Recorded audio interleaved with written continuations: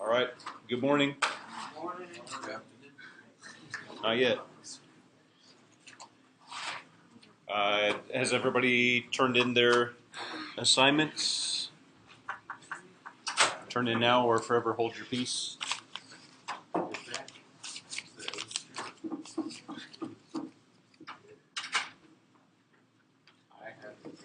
right.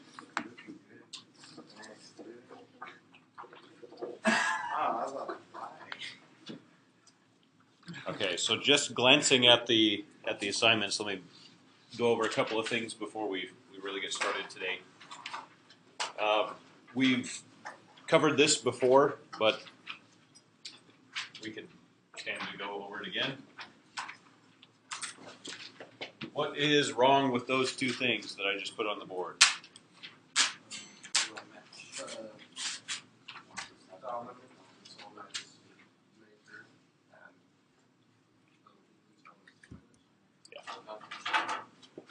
We won't see that.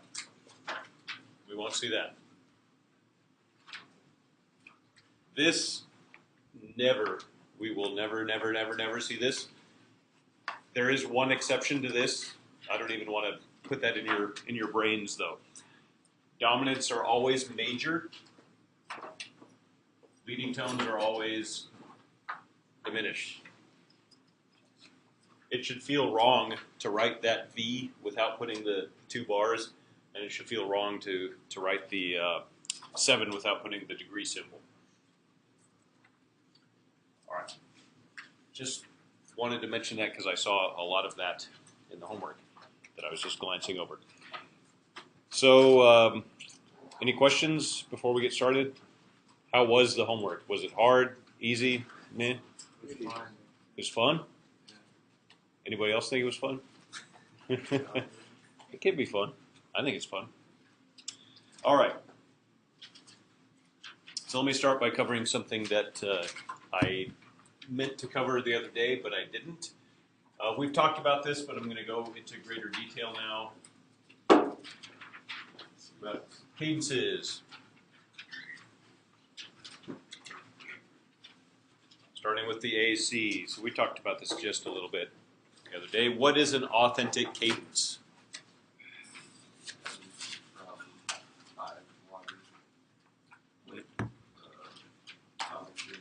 5-1, like our baseball team. Dominant. There you go. Dominant to tonic, and it's not dominant chord to tonic chord. It's dominant function to tonic function. So let's start by talking about cadences in general. There's always two chords in a cadence. Cadence is musical punctuation.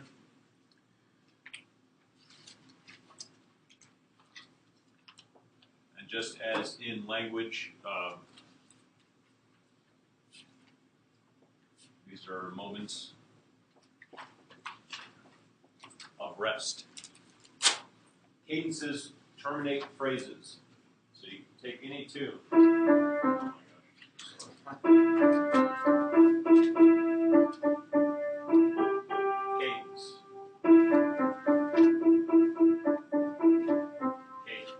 So there's two phrases in the tune for Mary Had a Little Lamb. Two different types of cadences. Authentic cadences. Let's see.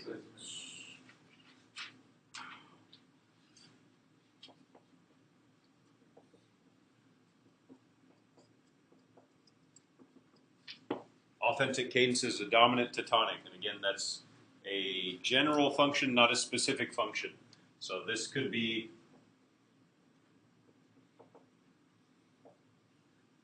dominant chord or leading tone chord, both of which perform the general function of dominant. To tonic, and there's only one chord that does perform a tonic function. Okay, that makes sense. Yeah, it only took 3 times. No, I was wondering why I was getting 7s instead of the homework. I was like, wait. You were wondering why you were getting... The the leading tone. Yeah. Oh, okay. I So, was wondering, I'm like, why am I getting this? I thought I can only get a dominant or a tonic. So I was like, okay, now it makes sense to me. well, in the homework, it should have been dominant or tonic, only specific functions. In that. Yeah. But anyway, these both contain leading tones, and a chord that contains a leading tone performs a dominant function. There's two types of authentic cadences. There's the PAC and the IAC.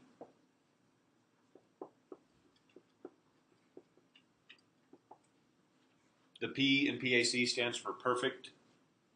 Perfect authentic cadence is an authentic cadence that is specifically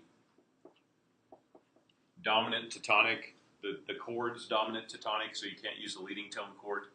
And they're both in root position.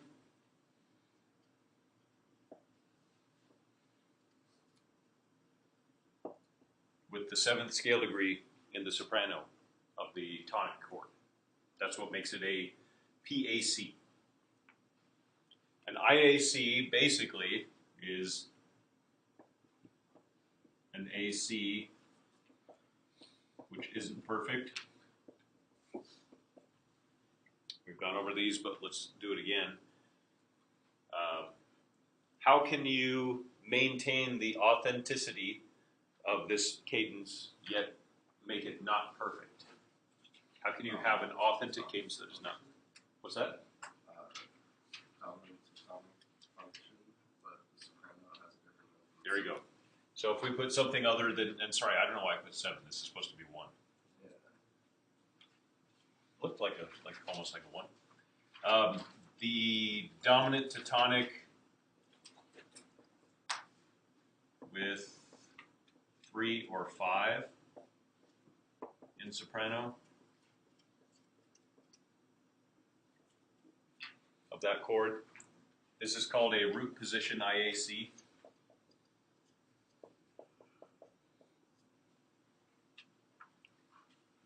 Because both the chords are still in root position. It's just that the 1st scale degree does not appear in the soprano of the tonic. How else can we maintain an authentic cadence yet not have it be perfect? Take that root position. Yep, take it a root position. That's an inverted IAC.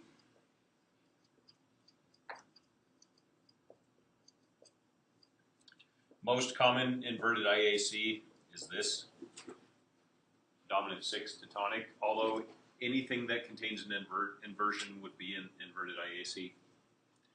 Using the leading tone. Yep, that's the last one. It's the leading tone IAC.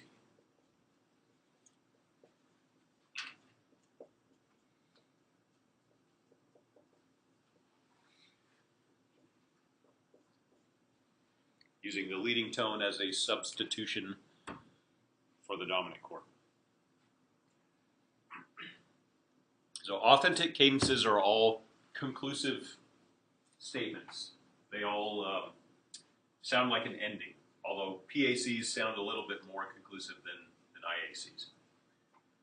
Now let's talk about some of the inconclusive ones. Let's put this over here, conclusive.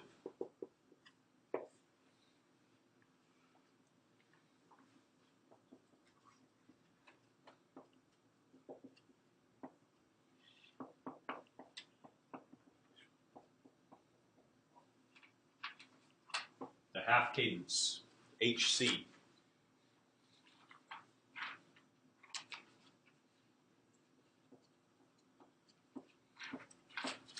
The half cadence ends on a dominant chord.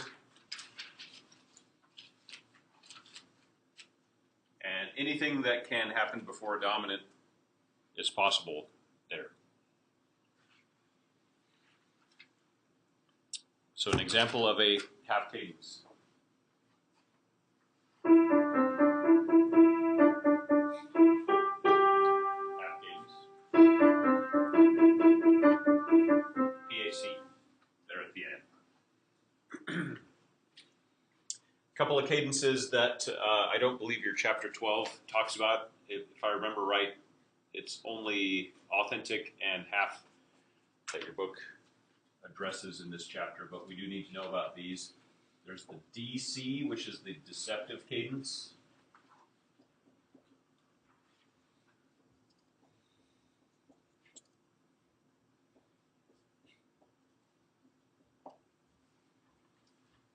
And the reason it's called deceptive is because the deception occurs when the dominant causes you to expect to hear a tonic, but then you hear a submediant instead. There's also the PC, which is plagal cadence.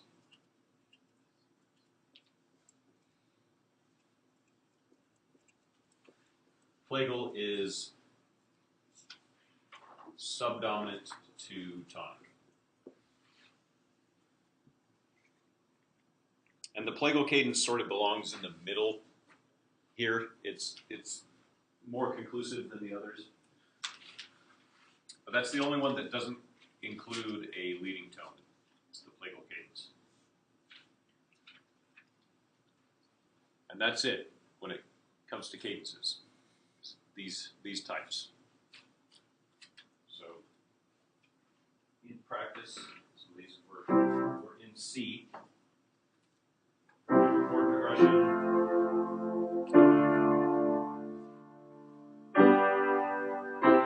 I ended that with a PAC. So right here, dominant, tonic with the 1 in the soprano is a PAC. A root position IAC. It's like this. This is in the soprano, that's the 3. A little bit more inconclusive than that. The inverted IAC would be like this. This. There's the dominant 6 tonic. And then the leading tone IAC.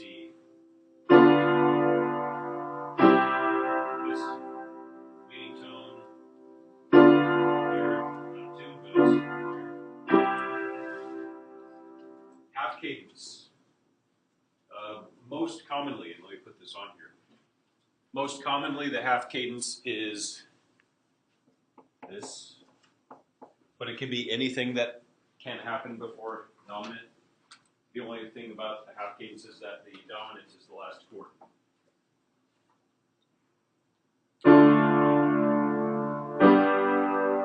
Half cadence, and then a deceptive cadence.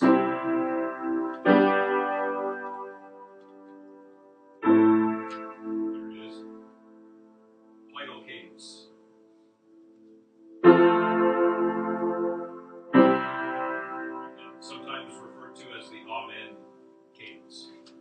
Amen.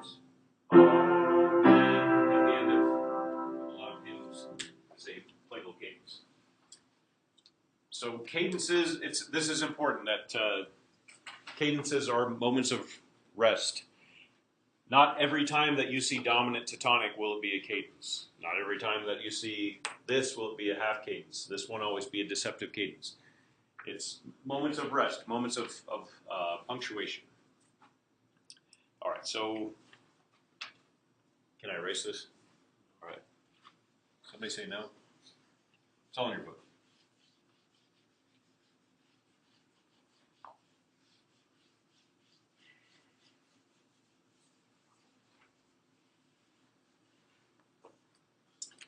We're going to voice a pretty simple chord progression. Let's do it in C major, 4/4 time. 4 measures. We want a half cadence and a PAC. Something else that I forgot to put about cadences. And I should write this down too. The second chord in the cadence always must appear in a stronger beat than the first.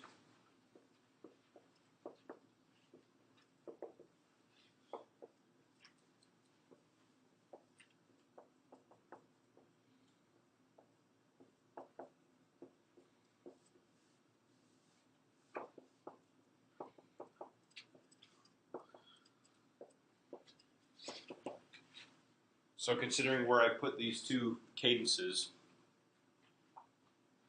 this half cadence will appear on beat 3, which is a secondary strong beat in 4/4. So I'm going to have quarter notes here so that my first chord is on beat 2, second is on beat 3, same thing here. An example of an incorrect cadence would be if I put a half note here and then made my dominant here.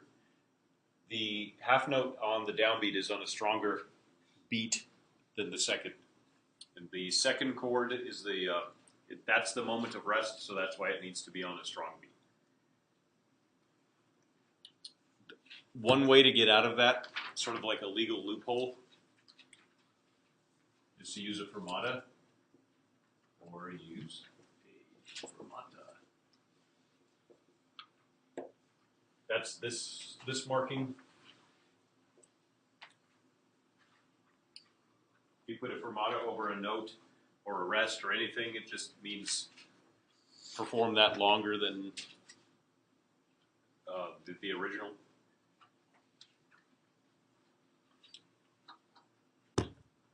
So before we put some chords down here, let's do a little version of our chord progression chart. Let's see, let's do this one.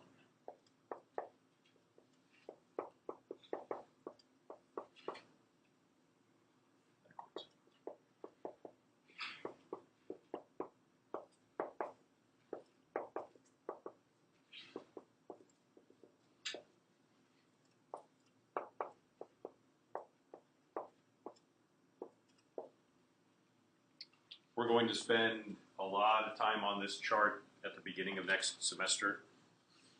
But that's it. That's our flow chart for what chords go where. So the arrows are exceptions, like this and this. Here's our deceptive progression here.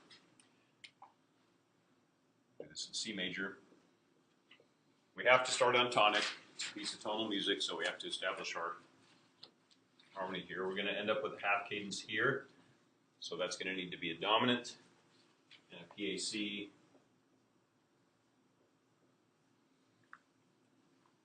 Here. And let's voice this in quarter notes. We'll do quarter notes and then half notes on the cadences. In SATB format. The farther you go to the left on this chart, the more time it takes to get back to tonic. We have a lot of chords to go here. So I'll go straight to a mediant chord because I have a lot of time to get back. According to this chart, what two chords can follow a mediant chord?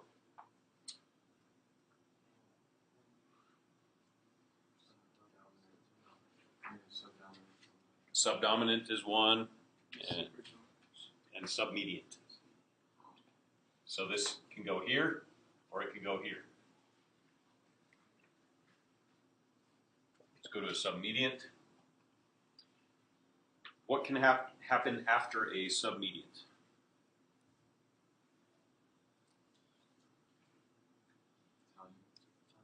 Tonic cannot happen after. Subdominant can. And supertonic, yeah, anything that's in this box. Let's see, to get this to work right.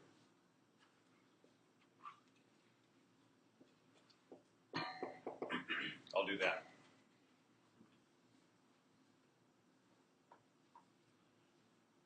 That'll put us on our half cadence. So once this is done, this half cadence, this moment of rest, it's like everything is reset.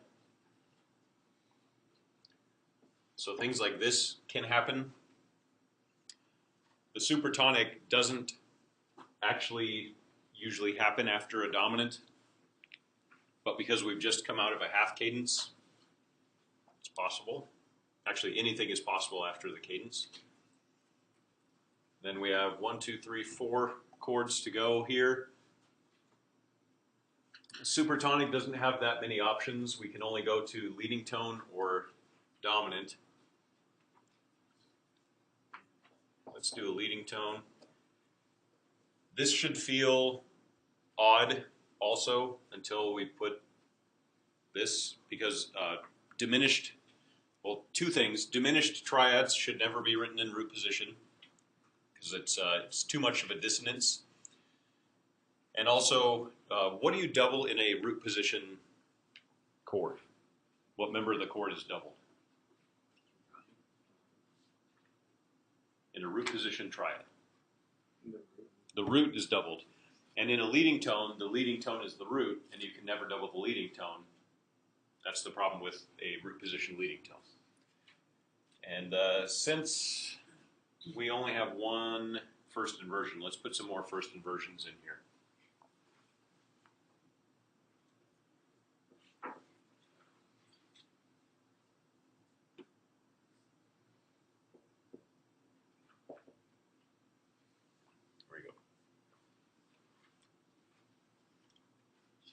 Now we have a nice chord progression.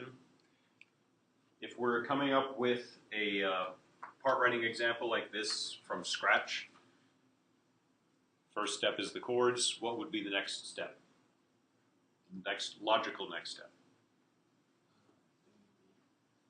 Yeah, the bass would be the next step. Because we don't have a lot of choice when it comes to the bass. The bass is determined by the harmonies.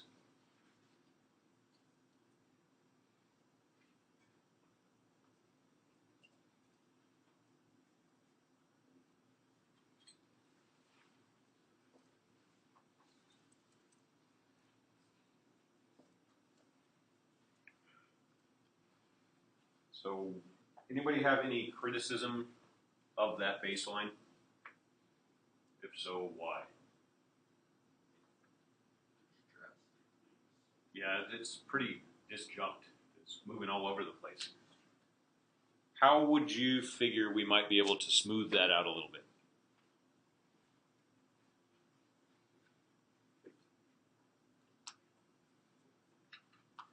How can we change the bass?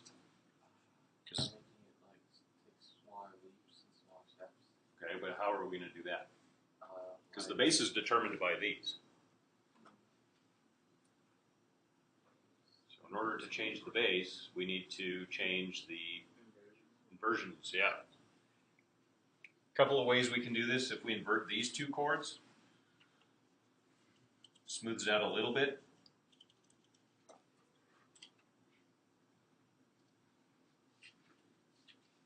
So it's not quite as disjunct. However, with this chord progression, we're going to be stuck with a few leaps.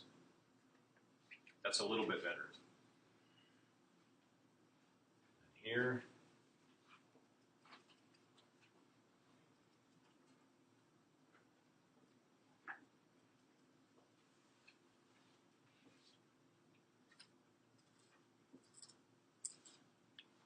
So we have this bass line.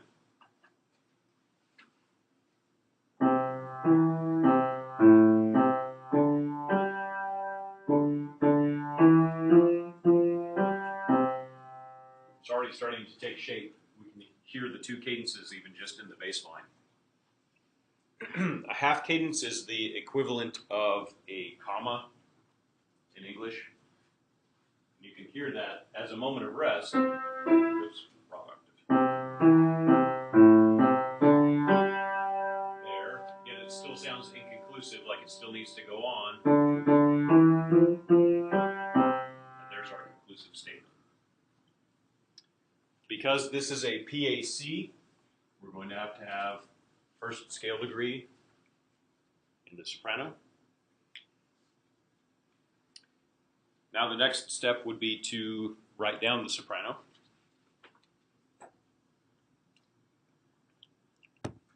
We're going to try to aim for focal points in every phrase. That's that moment that's higher than all the others. So we're going to have one note that should be the focal point in this first phrase, and then a focal point in this phrase as well.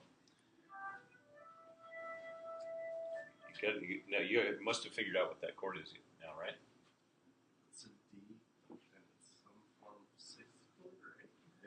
Sounds like a D, it's like a minor 7. It's an E minor 7. There you go. So next time that goes off, first you're fired. Second, you know it's an E minor 7. All right. Technically, that could be considered a C6. Or no, hold on. Could be considered a G6. Fly like a G6. All right. 3 people got it. Mediant chord is an E minor chord. So what do you all think about the soprano? What would be good if we're doing this as a counterpoint exercise? What would make the most sense in the soprano?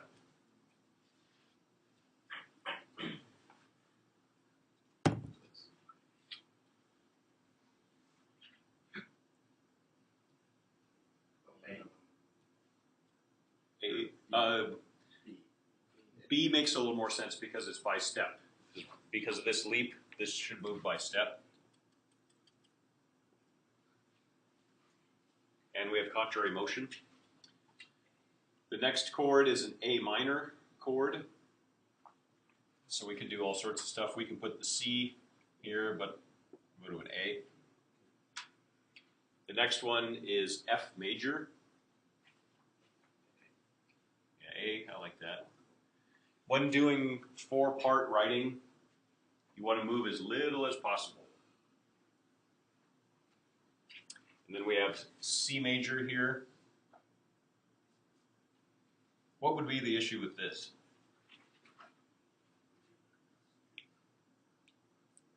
It's too That's true, but even worse, somebody said it. leaves. Parallel octaves.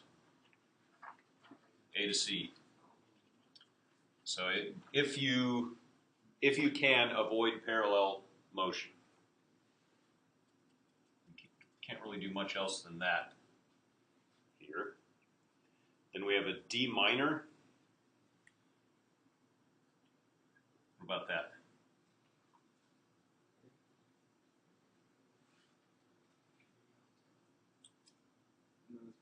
Parallel fifths.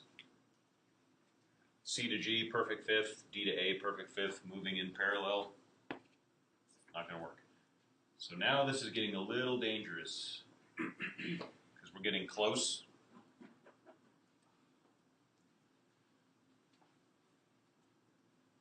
We'll see when we voice the inner voices if that's going to work or not.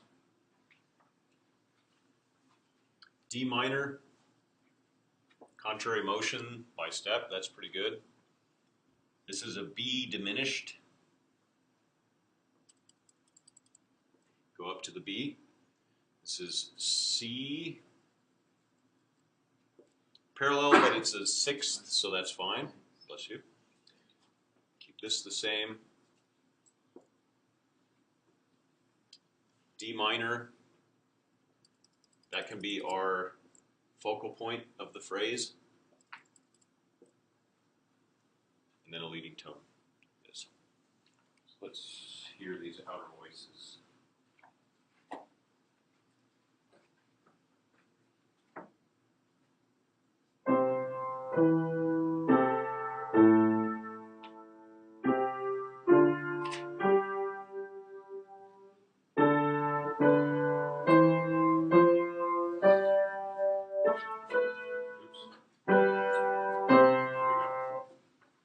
Seems fine.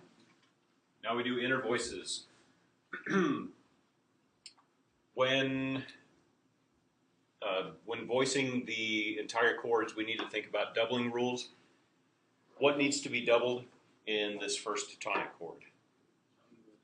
The root, which is C. It's already doubled.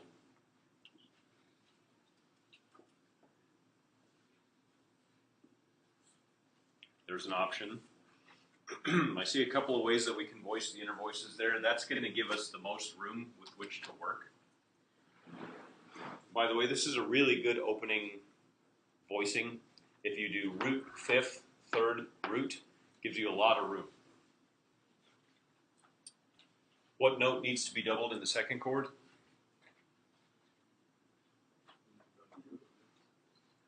What's the root? E, so we need another E. Keep it simple, students. So, I have a question on Yeah. the first chord. The third and the fifth are switched. That doesn't make it inverted or anything. No, the base is what determines the inversion. Okay. You giving up already? Have fun. Sorry. No, so the question was the order of the notes above the bass doesn't affect the inversion. The only thing that affects the inversion is the bass, and then whatever happens above the bass doesn't matter as far as the inversion goes. So if the root appears in the bass, it's in root position regardless of whatever happens above. And then if we're keeping this simple, keep that as well. If you can keep common tones common in the same voice, you should do so. And we did it with 2 voices. Yay us. All right, what do we need to think about when it comes to first inversion with doubling? What do we double? The root. But no. Was that? You can double any. You can double any, but what do we need to watch out for? You can double the root, you can double the third, fifth. Spoy. Everybody say that. Spoy. Say it again. Spoy. One more time. Spoy. Now you remember it. It takes 3 times to remember something. Spoy. Soprano, bass, outer, inner. That's with first inversion triads. So it doesn't matter what member of the chord you double, it matters where it is doubled. If possible, the best doubling is from soprano to tenor, which would be this. So we'll see if that's possible. Not only is that possible, that's great because this is an A minor chord. What's remaining is the E, and we keep the common tone common. Look how good we are. And then the next one, F major, thinking of Spoy. Question, is that parallel octaves between the tenor and the soprano?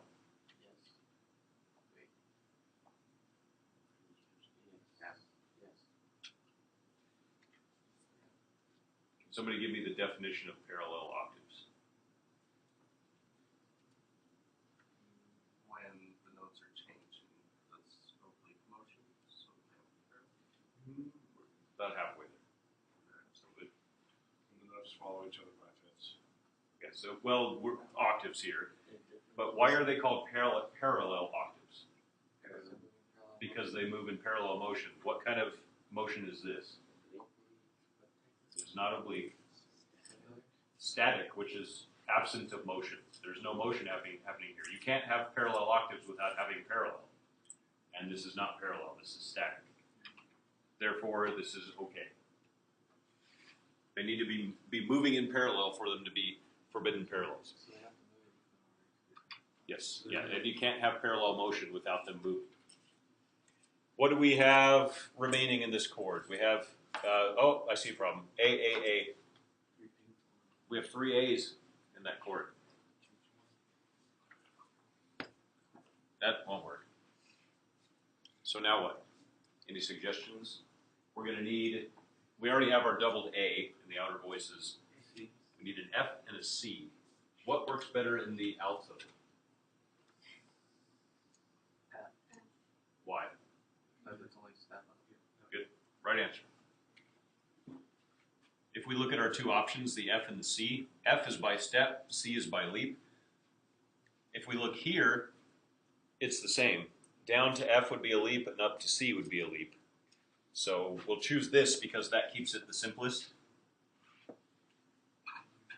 We end up with that. This is fine. The bass can be more than an octave away from the tenor. It's all the other voices that we need to watch out for spacing errors. All right, so now next chord. We have a C and a G. It's a root position C major, so we need a C and an E. If we can keep common tones common, we should, and we can. And then what's left for the alto? Good. It should be simple like that. When I saw some of you going through the part writing assignment that we did last week, I saw a lot of you moving all over the place. That's usually a sign of problems, if there's a whole bunch of motion. It's very little happening here. Next chord, we need a D minor. We have a D and an F. So we need a D, which is our doubled root, and an A.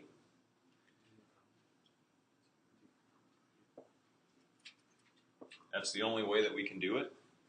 It's like that. We would have no place to put the A in the alto, so the D has to go in the alto. That leaves us with the A, which goes in the tenor. And then we have G major here. Common tone is D. That leaves B, which we end up with here. Is everybody following so far? So this sort of stuff, all these rules that we have to watch out for, most of them can be avoided just by keeping it simple. The few things that we do need to worry about is you need to worry about parallels. Parallels can still happen. And where parallels will happen the most often is when the, what's that? Well, yeah, it's really between any of the voices, but when you have the roots a second apart from each other is where parallels will happen the most often. So here, this was a third apart. When you have the roots a third apart, there's a lot of common tones. There's two common tones. We had nice common tone here, 2 common tones. This was easy, but here's where it gets a little bit dangerous. When we have the roots a second apart from each other. All right, so going on, we're going to a D minor. We have a D and an A. We need another D, and we need an F. Try to keep common tones common. What's the problem going to be with that? I just put the D in the alto. Now we have a problem.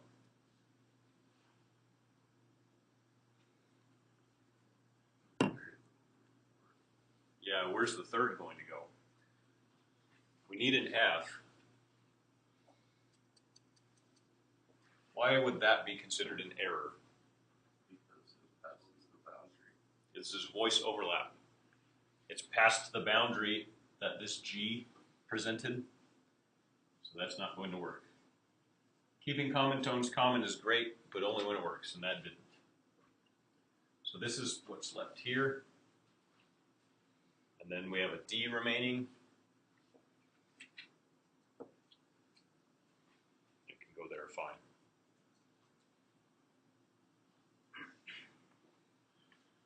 Moving on.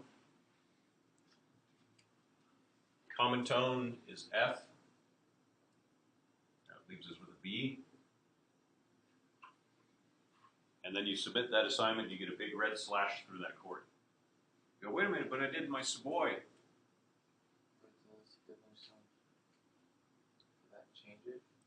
No, diminished. We don't want diminished to be in root position, and so we did invert it. But there is an error occurring in that chord.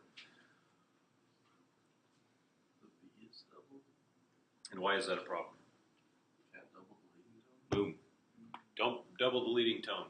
We can't double the leading tone. We hear that chord. So we're in C. Here's the supertonic right before it. And we're going here. That note is so strong that it kills the chord if we double it. And that goes for any chord. We can't double the leading tone in any chord. I do believe your book said that pretty clearly too. So we had good intentions. Unfortunately, it didn't work. So now what? So we need an F, and that would be here.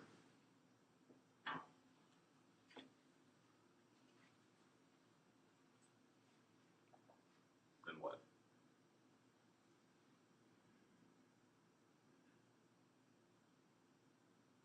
What do we do in the alto? Any suggestions? You got the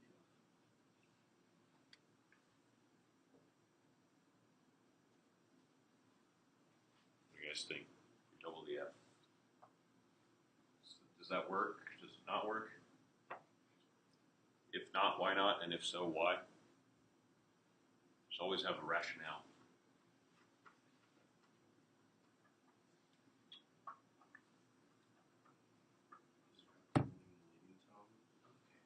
Right? It's true. So we fixed the double leading tone problem. Let me say it this way. This is okay, but it is questionable.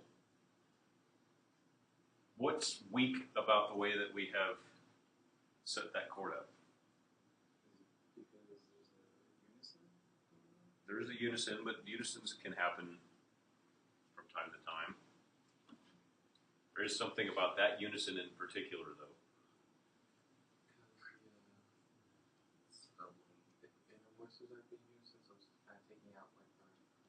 SBOI, S-B-O-I. I is the last option. That's the weakest possible doubling for that chord. However, we tried everything else, and it didn't work. With the outer voices that we presented there, that was our only option, was to double the inner voices. And it is an option, but it should only be used if we've eliminated all the others from possibility, which we have. So yes, this is okay.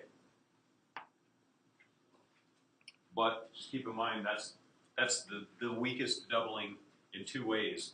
First, it's the inner voices that are doubled, and then second, it's the fifth of the chord, which is the weakest part of the chord. However, it still works. It's borderline, but it's right. If you were really, really concerned about it, probably the best way to go about it would be to just change the chord from that to something else. But it works, so we'll keep it. Next chord is a C major. First inversion, we have a C, we have an E. We need a G. G is a step away here. And our E.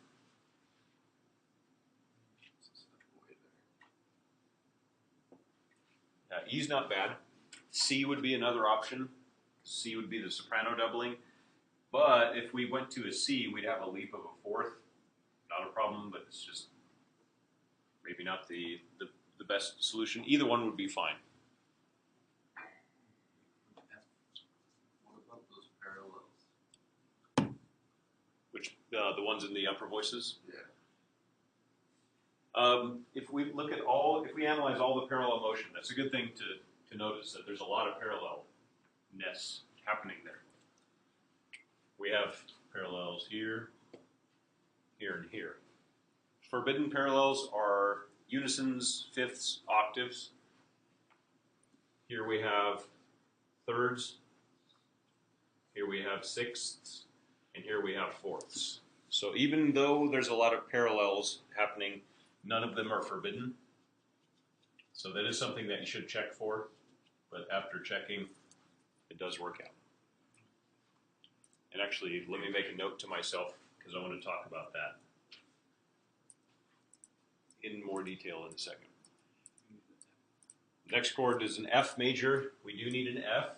It can happen in either one of these voices. It's pretty close in both. But we also need an A.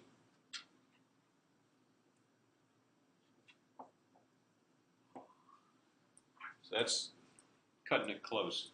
I don't have my textbook in here. Can anybody check in chapter 12 the ranges? I do believe the book states that the highest note in the tenor is a G4.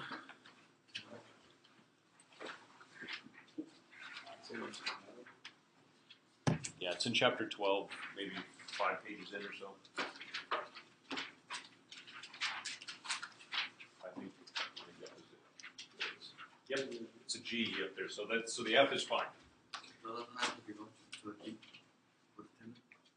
We could go up to a G. That's the highest note. No more than a G. No more than a G, right? And I'll hold you guys to that because that's in your book. That's pretty standard. Now we go to D minor, first inversion. We have a D, A is common, so if we can keep it common, that's best. Double the soprano, easy peasy. G major, common tone, move by step. And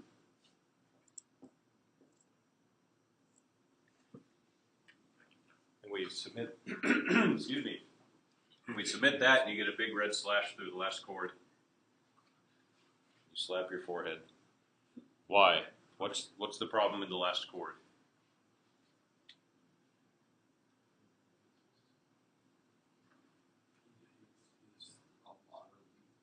Yeah, there's a lot of leaps, but even a bigger problem than that. That's created vital leaks. I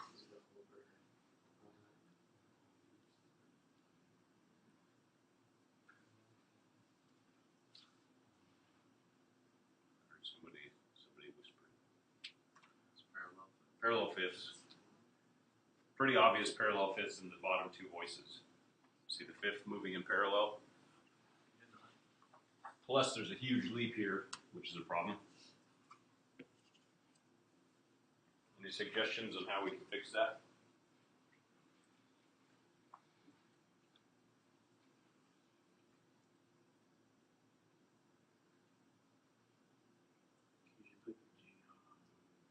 Yeah, that's it. Just switch the G and the E.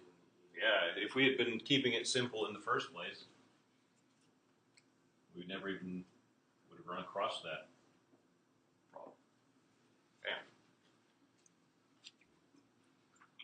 All right, so coming back here, we had all this parallel, all these parallels, yet they worked.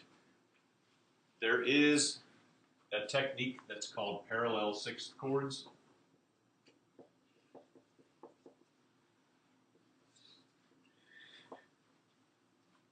And by sixth, that means triads and first inversion.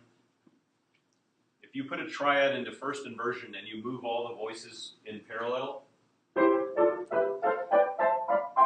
you can do that all day long without any problems at all. It's kind of like the beginning of that song.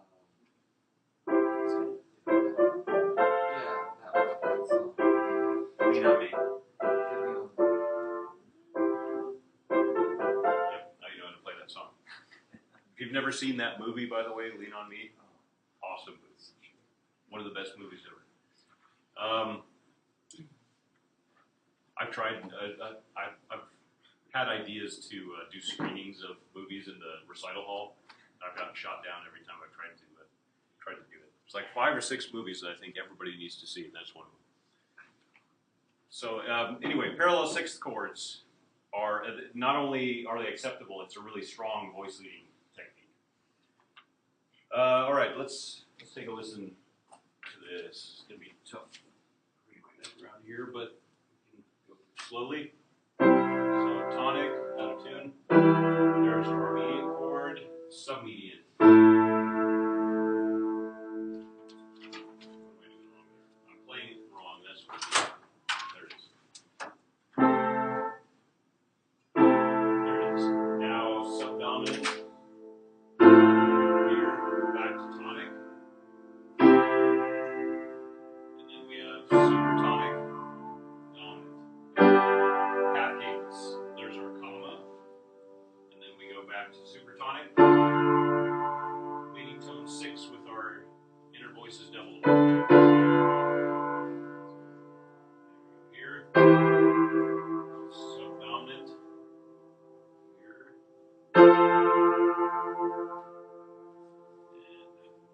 And oops. And sorry, here. Supertonic 6, dominant. Back to tonic. I was a little distracted because I caught a voice leading error as we were playing it. Bonus points to whoever can find the voice leading error in this phrase. A rather large one. I didn't even notice until I was playing it.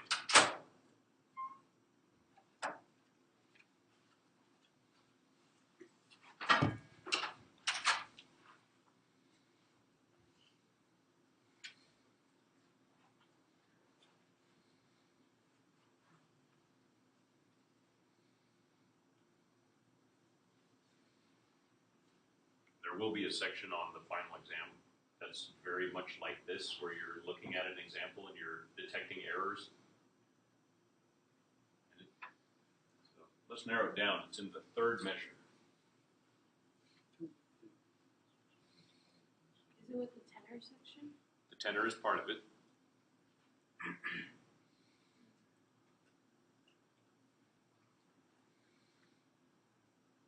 Is it I'll say it has something to do with this,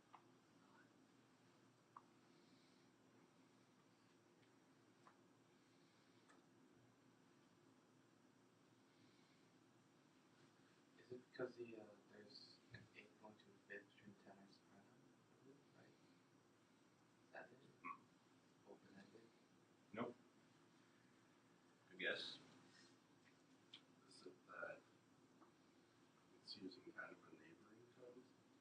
No, there's no neighboring tones here. They're all chord tones. We narrow it down further. It's between the two lower voices in measure 3.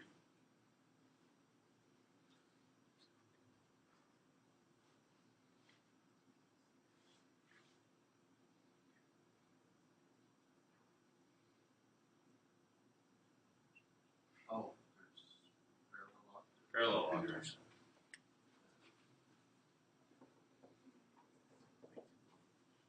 Right there.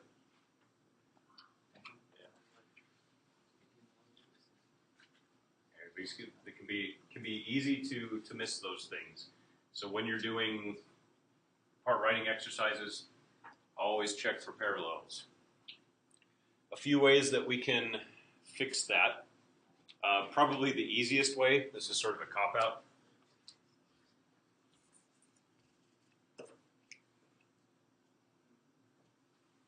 That fixes it though, put that in root position. I mean, we came up with it from scratch, so that works. All right.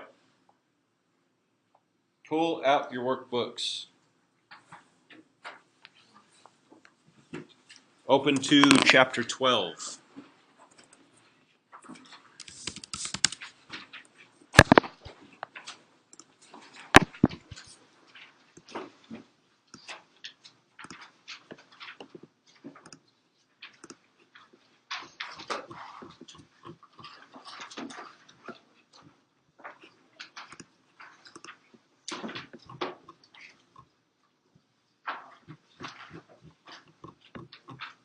So 12.1, what page is this? I don't see the page number, but wherever 12.1 is.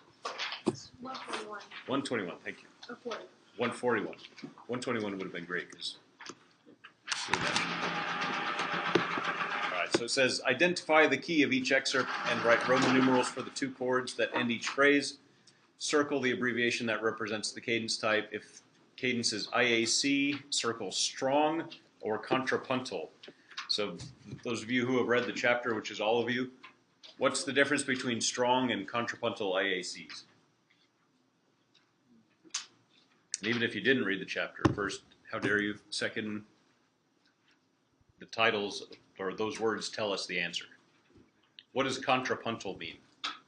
They follows Yeah, counterpoint. So something that is contrapuntal has a texture in counterpoint.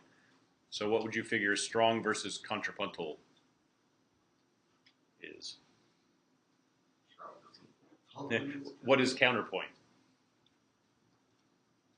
What is counterpoint, basically? That's what the answer is. Yeah, that's most of it. We've been doing counterpoint for weeks. What is counterpoint? 2 independent voices which work together. So contrapuntal would be only 2 voices versus strong, which is 4 voices. 2v4. All right, so in this example, they've identified the key for us as F. Let me make this a little bigger. And then we just need to identify the chords here. So this line is 1 chord, and it's under this beat. So we should gather all the pitches in this beat, and that will help us to determine what the chord is. We have our clefs here, bass is in the bottom, and then we have 2 trebles. So we have a B, a D sharp, and hold on, and an F sharp. Wait, sorry, that's the wrong example. Now here we go. We have a C, a G, and an E, and another C here. So what chord is that? If we have a C, an E, and a G, yeah, that's one that we just need to know. C, E, G is C major. In the key of F, what's the function of C major?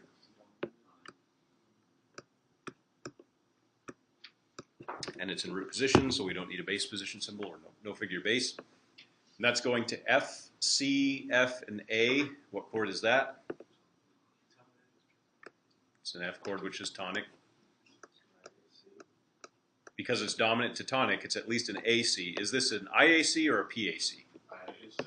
Why is it an IAC? Because the soprano doesn't have the. Yeah, because of that. It's a root position IAC. If IAC, strong or contrapuntal?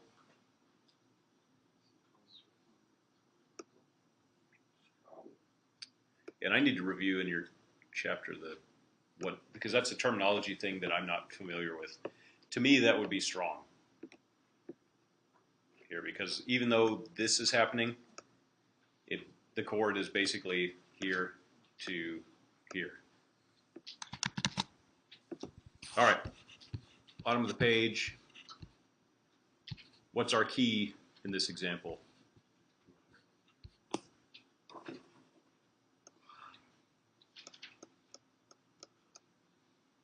What evidence do we have for this being an E minor as opposed to G major?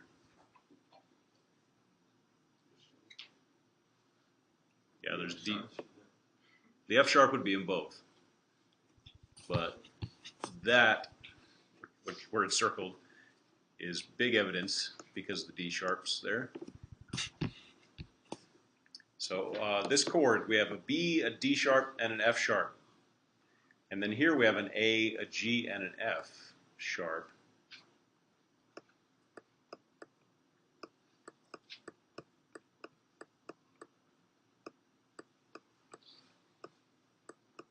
We have a G as well. Well, that's a mess.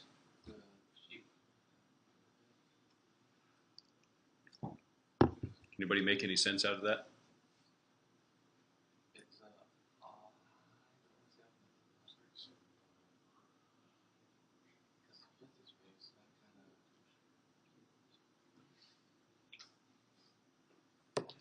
How about, yeah, if we get rid of that and look at the piano part, B, D sharp, F sharp is a B major chord. What's the function of B major in E minor? Dominant. So that's pretty strong evidence towards this. What's going on in this part is that the A is a neighboring tone, and the G is a passing tone. Here, those are both non-chord tones. And when analyzing a chord and trying to figure out what belongs to the chord and what doesn't, just trial and error sometimes helps. What makes sense and what doesn't. With all of these notes, there's only a few possibilities for triads. If the triad was G, B, D sharp, what kind of chord would that be?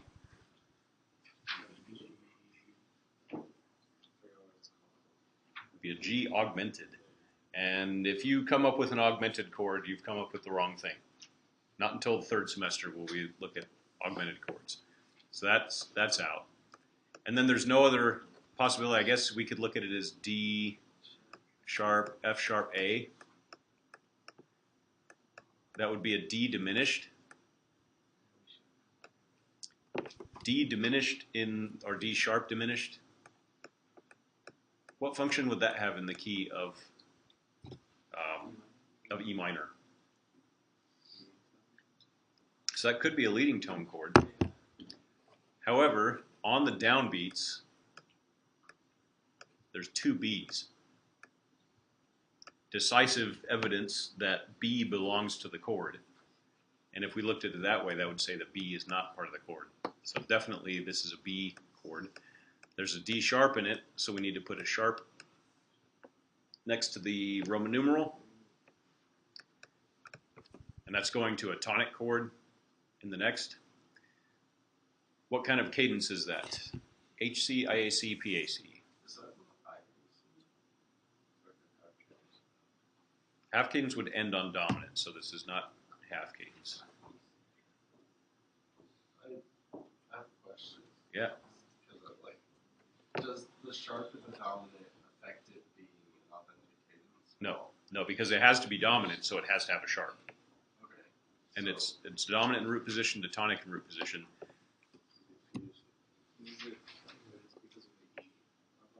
Yeah, so there's a little bit of trickiness going on here. So it's a PAC? If we look at the voice, that's an E, which would make this a PAC. But what about this? It goes higher than the E. Any thoughts? Does that change whether this is a PAC or not? No, because the cadence ends on the chord, right? That whole measure is the chord, though. This is not an SATB format, so it's a little different than what we've been looking at. The melody is the voice, and the melody contains an E. Therefore, this is a PAC. I was going to say, pianists just like to do things sometimes. Yeah, So the pianists, I don't know about you guys. This is still a PAC, even though the piano does go above where the voice is. The melody is the voice. If this were in SATB format, we would just be looking at the soprano line, and this would be considered the soprano line. And also, all of this is articulated on the downbeat, so that's the strongest part of the measure anyway. And that is, I'll review in our book, we'll talk about strong versus contrapuntal next time we meet. All right, let me see if I can go to my next page or not. Is that one contrapuntal? I need to review the terminology from your book, because that's terminology that I'm not familiar with.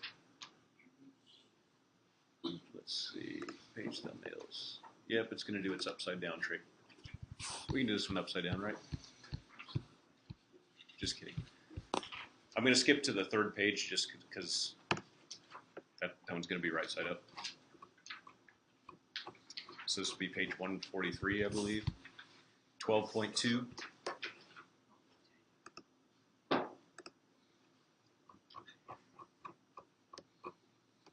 All right, error detection in chord spacing. Write the root quality and inversion for each SATB chord, then choose from the following list the type of error that applies to this chord and write the letter in the blank. Rewrite the chord in the measure to the right with the error corrected. So let's leave it like this so we can see our key. In the example, this is an A major chord, and there is a spacing error right here. So that's letter C, spacing more than an octave between alto and tenor. And the inversion, it's root position, so 5-3. All right, next one, or the first one that we have to do, number 2. There's a G, an E flat, and a C. What chord is that? What's the root?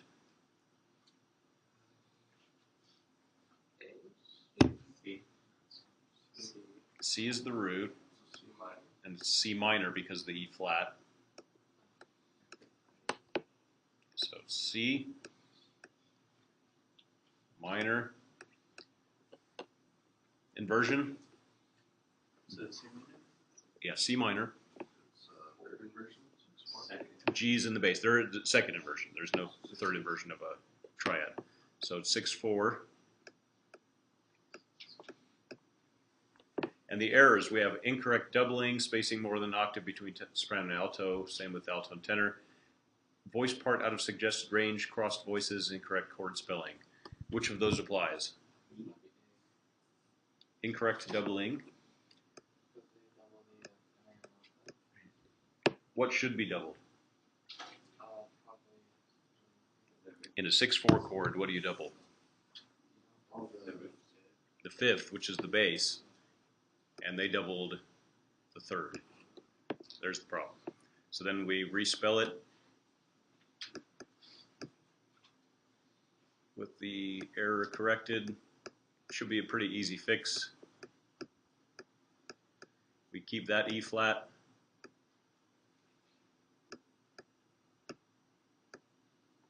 Double the G there. That corrects the error. Next one, D, A, and F. DFA is the triad. That's D minor. So D minor. D is in the bass, so it's root position.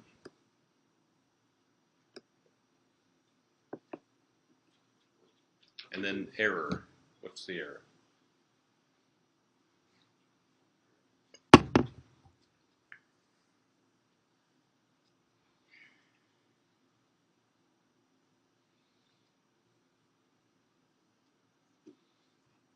What about the doubling? Is it the right doubling? Yes. Yeah, the D should be doubled, and it is. Spacing looks good. Voice part out of suggested range. A big clue to something being out of range is if it's away from the staff. So the D down here would be the only one that could potentially be out of range. What's the lowest note that the bass is allowed to be at? It's the E, which is one note above this. So that is out of the range. Okay. So- One E Yeah, the lowest note would be that. on the base. That's below it, yeah. So easy fix, we just write the whole chord again with the D up an octave. So that's only for SATB format, right? Yes. Yeah, just for SATB format. The D. For strict SATB format. Number 4, G, E, and B is an E minor. EGB.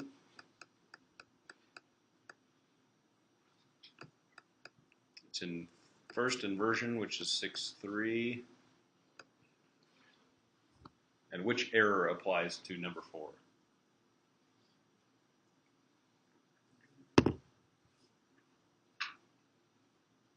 Across. Yep. Voices. Crossed voices in the inner voices. That E in the tenor is higher than the B of the alto.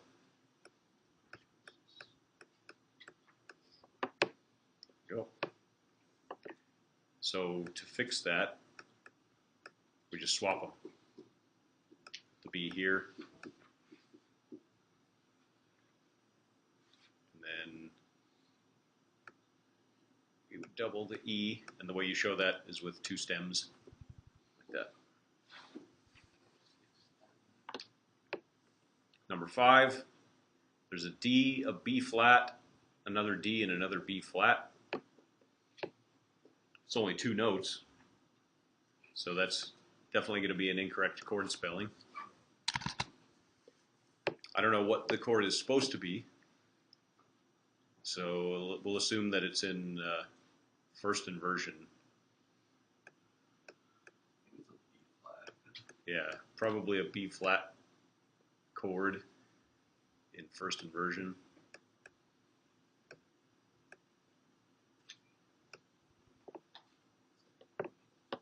And incorrect doubling is F. So to fix that, we would just need to change one of the D's to an F.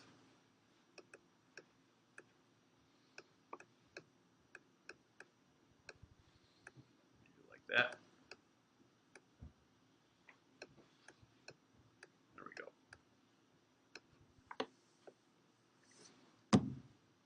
All right, pretty simple, straightforward. So just a quick reminder about what we have remaining. You have no more homework assignments. Our final exam is the 11th. We we will, let me pause this. We're done. You have a couple of free minutes. You have 7 free minutes.